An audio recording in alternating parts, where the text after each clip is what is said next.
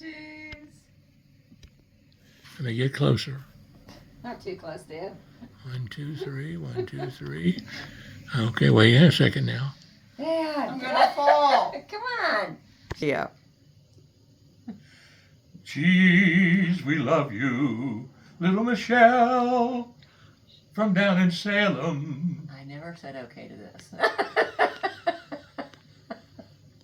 Up until now, I don't think that she's necessarily given him the green light to do so. Maybe what's going on right now will change that. I certainly hope so. But I will also say this, just to the point on the Americans that are in Mexico being asked to shelter in place at their resorts. I can't imagine how terrifying that is right now because of what's going on. And we're seeing images all over social media. I mean, it looks like a war zone because it probably is. I would also just say this, a lot safer. So perhaps Americans should consider that, especially with what's going on right now. And the former Dutch West Indies, which are not the U.S. Virgin Islands. There you go. From the Dutch. So Molly, just look at the record. President Trump, he got Soleimani, he got the Abbey Gate bomber, he got the Benghazi terrorists, he got Maduro, and now he, through pressure on the Mexican government, he got El Mencho. That's a heck of a record. If I was the Ayatollah Khamenei, would I be a little bit nervous? Yeah, there was a $15 million bounty on El Mencho, so he's been out there among the most wanted men involved in these cartel activities for quite a long time. And of course, the great credit goes to the Mexican military here as well. And actually, as we're talking about Claudia Sheinbaum, the President Jillian Turner, our State Department anchor and reporter, just flagged that she put out a statement talking about how this did result in various blockades and other reactions, and also offering praise to the Mexican Army, the National Guard, the Armed Forces, which brings me back to what you brought up at the very beginning, Mark, where you talked about the pressure that President Trump, at the very beginning of this new second administration, put on not just Mexico, but on Canada in redefining what these cartels mean broadly, that they're terrorist organizations, and kind of drawing and putting this pressure on through tariffs to a certain extent, which makes it interesting and perhaps notable in the Supreme Court's most recent decision. So we'll be seeing how this continues and how the pressure continues on these states. But as you mentioned, there have been these big successes, including reining in the fentanyl trade and reducing deaths here in America. So this perhaps is just one more part of that, and we'll see what's, and obviously beyond that, a very dangerous situation still unfolding, a lot of Americans' precarious situations right at this moment. Well, I mentioned Iran. Chaos isn't just erupting south of the border, but it's over in Iran. Reports of more protests at universities as President Trump has given the regime a 2-week deadline to end their nuclear ambitions. We do have some work to do with Iran. They can't have a nuclear weapon. It's very simple. So now we may have to take it a step further, or we may not. Maybe we're going to make a deal. And you said stay 10 days. Give them a deadline. Firm to make a deal? I would think that would be enough time, 10, 15 days, pretty much maximum. Today, Iran announced that it has tested a new naval air defense missile during military drills in the Strait of Hormuz. The regime is also reportedly rebuilding damaged nuclear sites and preparing for war. This comes as the U.S. is building up its armada in the region as the USS Gerald Ford has arrived in the Mediterranean. So, Joey, you know, we look at Operation Midnight Hammer and we look at the operation in Venezuela, and they seem to have gone so seamlessly. And there's credit to our military for doing that. But the success of the Venezuelan operation, we take it for granted now, but a helicopter could have crashed. We could have not gotten our objective. There were all sorts of things that could have gone wrong. Does President Trump need to spend, if he decides to do this, does he need to really prepare the American people that this could be a little different than sort of the seamless operations that we've had in the past? Well, of course. Does our government need to be honest with us about starting a war? Absolutely. Can't say that I've ever seen that in my lifetime, but that would be a great thing. With that being said, I don't think President Trump's goal is to start a war. I think what made both Venezuela and the first attack on Iran so I don't want to say flawless, but the execution of it so seamless is the amount of intelligence they had before they decided to do it. In both of those operations, especially in Venezuela, they had folks on the ground. They had the vice president of the country telling them, hey, this is where he's going to be, and as soon as you take him out, I'll make sure that we work with you well. And they trusted that, and it seems to be working out in some way. Israel had such good information in Iran that they knew where leaders would be I forgot exactly what they were amassing for, but they knew where some leaders would be, and they targeted them to the apartment, to the room in an apartment in the building. And so that's the type of information and intelligence I want to see before the United States takes a strike of any kind. I want it to be surgical and strategic, and I want there to be a plan for what happens immediately after. And without those three things, you don't get my vote on this. And you could lose my vote in the midterms if you're out there lobbying for it. That doesn't mean I don't want to see Iran change. It doesn't mean I don't want to see bad people die. I actually enjoy that. That's why I was a United States Marine. I love seeing bad people die. As General Mattis said, it's a hell of a lot of fun to kill bad guys. But with that being said, there needs to be a plan for what happens next, because if not, good people die, and that's what we don't need. Yeah, so Tommy, President Trump drew red lines here. He said to the Iranian regime, if you kill tens of thousands of people, there's going to be a consequence, and they killed tens of thousands of people. He told the Iranian people to rise up, that help was on the way. Can he afford to make those kinds of, draw those kinds of red lines and not deliver? Listen, the President of the United States is beholden to the American people first and foremost. As much as I hope and pray for the self-determination of those protesters in Iran, and as much as I'd like to see our American celebrities wear a Free Iran pin next time they go to one of their stupid award shows, I'm not going to hold my breath on that. No. And I hope for them that they're able to get that self-determination, that they're able to change their country and bring it to something great, because I believe they deserve it, and I hope to see it. However, as much as I believe in red lines and I believe in enforcing them, at the end of the day, this president is beholden to us. And to Joey's point, we don't have an appetite to go to war. I hope to see him take action that is surgical and strategic and best for the American people. And then, as Joey said, then you got my vote. And I think most Americans are in that box. So Molly, this regime has bedeviled 7 U.S. presidents. They've killed more Americans than any terrorist regime on earth. They had a plot to assassinate the Saudi ambassador in Washington, D.C. just a few years ago. They had a plot to assassinate President Trump himself. They've been the source of funding for all the terrorist proxies across the Middle East. Isn't there an opportunity here, because they're historically weak, that imagine how we could pivot away from the Middle East if this regime was gone. Most of the money, billions of dollars we're spending to station U.S. troops in the Middle East, to focus them there. We could pivot, if this regime went, we could pivot away and focus on our hemisphere. We could focus on the threat from China. Isn't this an opportunity? I think that there are a lot of analysts that are looking at this as a big opportunity due to the weakness of the administration, both economically and because the people are actually rising up and have been for years, particularly women who have seen their lives so restricted since the late 70s. And I think Joey's point is a good one, that you don't want this to end up in a war, but Operation Midnight Hammer did not result in a war, and the capture of Maduro has not resulted in a war and thus far.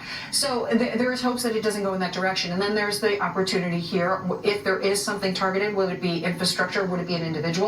The Ayatollah, Soleimani was out on the airstrip in Baghdad and taken out by a drone. The Ayatollah seems to be pretty bunker bound and tends not to travel and hasn't for decades.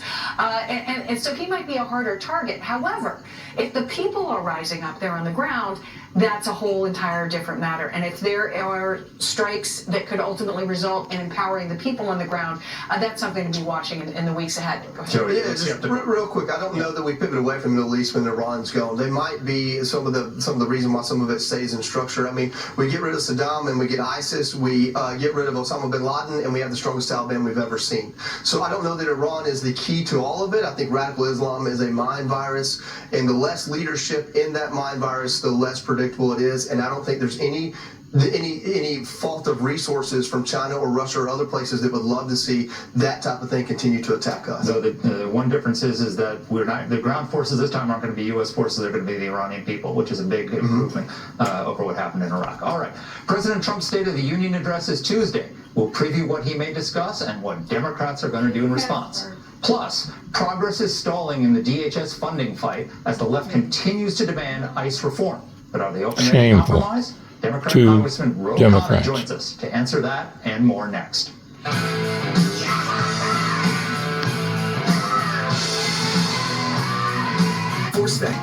Welcome back. Democrats are still refusing to budge on the Save America Act, stalling the common sense legislation in the Senate. But as a majority of Americans, including Democrats, support voter ID, House Minority Whip Tom Emmer urged his Democrat colleagues to support the legislation on this show last night. Listen to the American people. The American citizen believes it's showing proof of citizenship to register to vote, and then showing a photo ID when you present yourself to cast a ballot is a reasonable requirement. This is something that the American people want. This is something that's long overdue. And if you want to oppose this, well, then I would argue you're in favor of voter fraud. Joining us now, Amen. a member of the House Armed Services and House Oversight Committees. Congressman, thank you for joining us. We don't get a lot of Democrats on here, so when we do, we want to treat you with respect, but also give you the questions that we feel like we need to ask. And of course, the SAVE Act is what we're leading with here, so I just want to ask, I'll ask it this way. Do you believe only American citizens should vote in American elections? Yes, of course.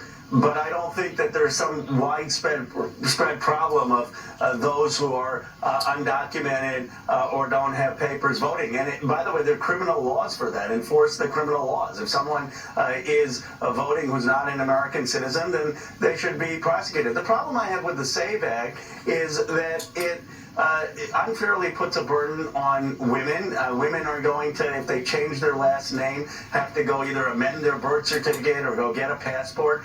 And it unfairly puts a burden on students. I mean, how is it that hunting and fishing licenses count, but student IDs don't count for kids? It's a great point. Of all of these things that Democrats have brought up to Republicans in Congress on the SAVE Act, how many solutions have you offered? Like, for example, have you said, hey, if we fund this, then we don't have to worry about if it costs money to go get an ID? Or, hey, maybe put this burden back on the government, but still we provide you with those documents so you can go register to vote and show you're a citizen. My curiosity is, why isn't that the conversation? Why is it simply this act is bad? Well, we have said that count student IDs. If you're a student ID at a public university, why shouldn't that count? That's not what I asked. I didn't say ID. I said to prove you're a citizen. If you're saying that $40 for a birth certificate or the half a day it takes to go track down your birth certificate, if you're saying that that's too much of a burden, then why not say, hey, let's put citizenship on the census, or do something that allows people to show their citizenship between now and the next election, that puts the burden on the federal government but still makes them prove they're a citizen? Because my sense from all the data I've seen is there is not some widespread problem of those who are not citizens voting. We don't just fix problems once they're so bad that we can't fix them, though, right? And you can agree with that. If it's worth making it where only citizens can vote, I feel like it's worth making sure that's what's happening. But that's fair, and I appreciate you answering those questions. Maybe there could be compromise on saying, let's make sure they're prosecuted. I mean, I'm all for prosecuting someone who's voting illegally. Yeah, well, me too. We absolutely agree on that, wholeheartedly. Congressman, I often ask Democrats this question, and I get often one of two answers on it. I get it's Jim Crow 2.0, and married women and minorities are too dumb or too poor to get an ID. I get that. And then I also get the answer that you gave us, which is that, well, voter fraud really isn't a problem, so why do we need to secure our elections? And the frustration that we have, and I guess myself has, when we talk about that, is that every time you have Republicans like myself or President Trump talking about voter fraud, it's almost like taboo. You can't say it because then you're accusing a rigged election, or then you're making claims and you're going to get sued. So this is what's frustrating for Republicans and many Democrats who really want to see election integrity codified, is that, to Joey's point, we don't just want to say, oh, well, I guess we'll find it if it happens and then we won't talk about it. We want to say, no, let's have a meaningful legislation to secure our elections so we don't have any more discussion about this is rigged or that's rigged or this is an illegitimate president. Wouldn't that just be so much easier, Congressman? I hear you, and we should be working towards making sure that people who are eligible to vote or citizens vote, and that there are strong penalties for violating the law. But the problem with the SAVE Act, and it's not just rhetoric, to require women who change their last name to amend their birth certificate, of course they could do that, but it's just putting a burden on it. It's creating a transaction cost and friction, and some women may not do that, and then that's putting a burden on them that you're not putting on men. And similarly, okay, if you can accept a hunting license or a fisherman's license to vote, but you don't accept a student ID, it's putting more burden on certain people in our society. And I just don't think that's the way to do it. But should we, I'm very clear, if you're not an American citizen, you should not vote. I mean, it's a privilege of American citizens. Congressman Khanna, it's Mark Thiessen. So we just were discussing just before you came on, Mayor Mamdani is asking people to come out and help shovel the snow. And in order to do that, they have to present 2 forms of ID, fill out a government form, and other sundry things. Would you support an amendment to the SAVE Act that would apply Mayor Mamdani's snow shoveling policies to American vote elections? I haven't seen Mamdani or Snow. I'm not mayor. I would want anyone who's willing to help shovel snow. There's a case where if you're undocumented or an American citizen, we'll take your help. I think New Yorkers just want the snow cleared. So that would be my view. Yeah, I was just saying, perhaps a lot of people along the East Coast would agree with you on that one. Shifting gears ever so slightly, I want to go to the partial